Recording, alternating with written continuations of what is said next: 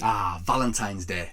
The day of love, romance, secret weddings, ancient sacrifices and brutal executions. Say what? I'm listening. Yeah, the history of Valentine's Day isn't all chocolates, flowers and candlelit dinners. Long before we had to buy overpriced cards, mid-February was first linked to relationships with a pagan festival called Lupercalia, a festival to promote health and fertility. But you couldn't exactly call it romantic. The festival started with an animal sacrifice. The hide of that sacrifice animal was known as the february, meaning to cleanse in Latin. Guys would then take this february and run about whipping women. A ritual believed to purify them and increase their chances of conceiving. Romance.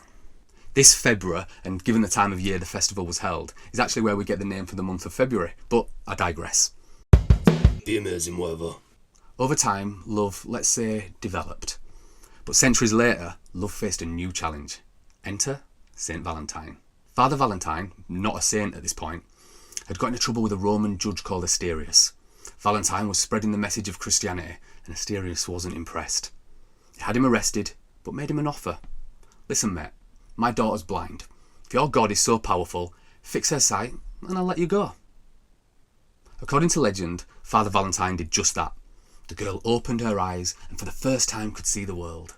Asterius, overwhelmed, released Valentine. So did Father Valentine just get on with his life? Find himself a nice place in the country? Comfortable retirement, perhaps? No. Instead of lying low, keeping himself to himself, Father Valentine discovered a new threat to love. Roman Emperor Claudius II had banned marriage, believing that it made his soldiers weak. Love was officially illegal.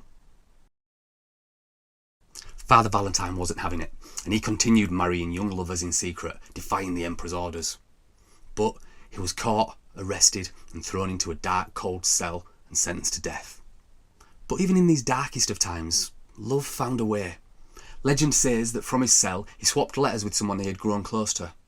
None other than Asterius' daughter, the same girl whose sight he had restored years before. On the night before his execution was due, he sent her one final note, signed, from your Valentine. That's superb. A happy ending. She saved him from execution and lived happily ever after. The next day, he was clubbed to death. But Father Valentine wasn't forgotten.